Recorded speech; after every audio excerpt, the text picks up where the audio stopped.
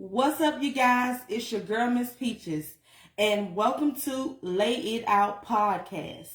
Now, today's show is going to be about Don't Stay Hypnotized. I hope you guys enjoy. The first 7 years of our lives are the most important. This is where we learn how to crawl, walk, eat, even adapt at a very young age. We follow instructions and we learn from the people and things around us. But what if I told you that was only hypnosis? Because we live in a society that is telling us what we should do with our lives. It puts us in a position to choose whether we decide to stand up for ourselves or sit back and let the world revolve around us. Now, to take it a little further, as we go on, at age 8 through whatever our destination age is when we will leave this earth, that's where we just learn repetition. At this point, we already know most of what we have learned in life the first 7 years. We take that in consideration and we just build on it. However, in those critical years, speaking on the first 7 years, that's when we hear if we are good enough for society, if we're good enough for wealth, or if we're good enough for religion. I just want to know, who are the people that get to decide that for us? I mean, was this a vote? Did they make this decision in the government? Did they say that this amount of people are worthy to be rich and this amount of people have to be poor for the rest of their lives? Was racism one of the major topics in the government system? Did they say that all the poor people are usually of color and all the rich people are lighter, let's say have a lighter pigmentation, can make more money? But who's to say that it's not the other way around? I say all that to say this. It does not matter the color of your skin or even where you come from. It matters how you present yourself in society, in your community, because having money doesn't make you rich, but having integrity makes you wealthy, which simply means doing the right thing when no one else is looking. And how you promote yourself. Now, what I mean by that is, take for instance, if you sell products, you may be one of the greatest salespeople out there, or even have a team that can sell better than you. But ultimately, it doesn't matter, because that doesn't mean that you're going to get the sale. What matters is how you carry yourself that will make people navigate towards you in order to get that sale. God said in the Bible, in the beginning, He created the heaven and the earth. That there, reading that very first line, that made me understand life a whole lot better. You want to know why? It's because He's already telling us that there's a division. It's a division in life before we are even put here. So there's going to be two sides. There's a rich side and there's a poor side. There's two sides in a conversation. And I believe that we, as a society, should come together and see what side is most important to us or beneficial to us. And I believe if we really sit down and think about that, then we can have a more cognate conversation of where we want to be in our lives. Again, the first 7 years is what we have been taught, not necessarily what we really think. Because the first 7 years is when we really dive into our personality, our characteristics. But did you know that we already know who we are by that age? At age 7. But we're young. We had a wild imagination back then. We imagined getting on a broom, playing like it was a horse, or even being in the backyard, pouring water into dirt, calling it making brownies. But that was an unconscious that we have to understand.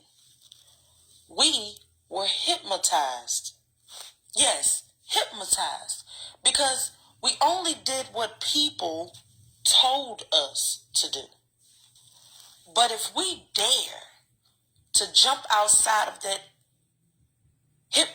hypnotation and go beyond our and their expectations, even our imagination, and strive for better, even greatness, and also encourage someone else to do the same, this world would have evolved. See, we are always going to stay on a level playing field. If we believe that we are not good enough, if we believe that this is all life have to offer us, you see, we have to think outside the box in order to create things that are better for the next generation. Now, in the first 7 years is where you learn a lot. And when you think about it, for those who have kids, you have to teach them. And I know it's hard. The first 7 years, I know personally, it is hard to raise a child. And especially if you're raising that child alone. Because not only do you have to worry about their well-being, but you also have to learn to adapt. And you got to worry about yours as well. You have to make sure that they are well nourished and properly taken care of. But when it's already a hardship to do that alone, imagine having to find ways to even keep balance in your home. And then, to make matters worse, you keep having to go back to this dead-end job where you know there is no promotion, there is no way to rise in this system, at this place, and then making less money that you know that you deserve, and not even knowing how to get out of this situation, just feeling stuck. But we shouldn't put that on our kids. Just because we feel this way and we are beat down doesn't mean that we shouldn't encourage our kids. And to go further than that, even encourage the people around us. Because, take for instance the children. Again, they are hypnotized. They only do what we tell them to do. Right? And once you hit 18, you get to go out there and do your own thing. Be free. And now you are conscious of reality in the society. This is when your mind really opens up. Now the gears are clicking. You got sparks and a light bulb goes off in your head. All of these things are happening. And then you get to notice, wow, this is what it's like to pay bills. This is what it's like to have to pay rent every month. This is what it takes to keep my lights on. Wow, this is how much gas has gone up.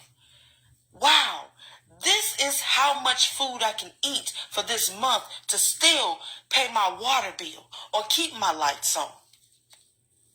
That's the time you realize you have to make some tough decisions. But when you're younger, you actually don't mind being hypnotized. Let me break that down. The word hypnotized, as we know it today, is not a state of mind where we want to be at, but that's exactly where we were when we were younger. We didn't know what we were doing. Someone told us what to do.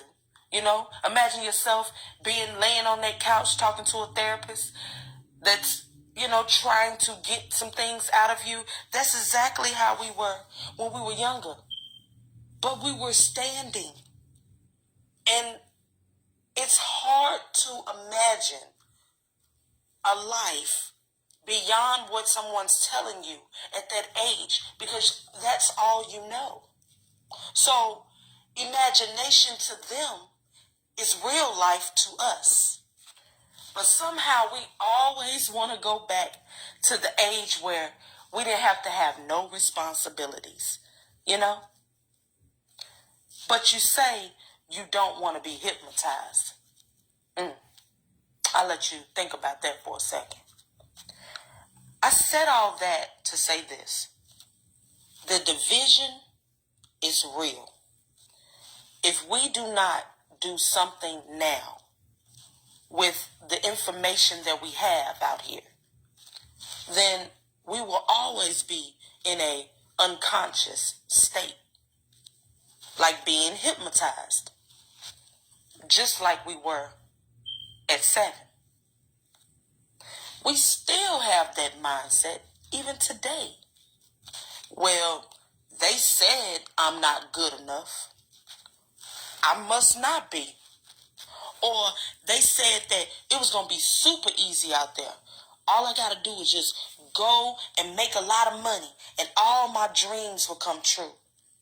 Anything and everything I want in life, it will be at my feet. But it doesn't work like that. And things will not always go your way. You have to create the possibilities. Create a place where possibilities dwell and where they are expected and where they are welcomed. You have to imagine yourself being in a better position. Imagine all of us getting along. Imagine your kids having minds of their own and creating a better world. Because I tell you, in so many years, all of this will be gone. And a lot of us will not be here on earth. And our next generation, our kids will have to be our leaders. And we do not want them to stay in a hypnotized state.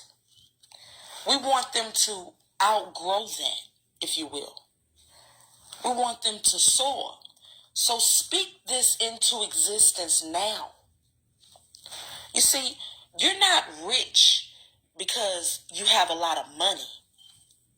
You are rich because you have integrity. You are wealthy. You're rich because you understand what it's like to be poor. Now, a person may have never been poor a day in their life, but what I mean is you understand the steps that it takes to becoming rich, and you understand the steps that it takes to stay there, and you understand that it's a hardship to not have money. That's why I say understanding being poor. Let's all work together, because this world can be so rich in knowledge. But don't strive just to be rich. Strive to becoming wealthy. You see, here's the concept. Rich people can become poor. But wealthy people have much more to offer than currency. They have potential. So I leave you with the question. What side do you want to be on? Miss Peaches, out. All right, you guys. So that was my podcast for today. I hope you guys enjoyed it. Got some useful tools out of it. Take that knowledge that I just gave you guys and use it in your day-to-day lives. It's a lot of things out here that are getting used the wrong way. And that means that knowledge, their bodies, their children, everything you can think of is just being improperly used. So why don't we take the tools that we have in front of us and actually use them the proper way? Knowledge is power.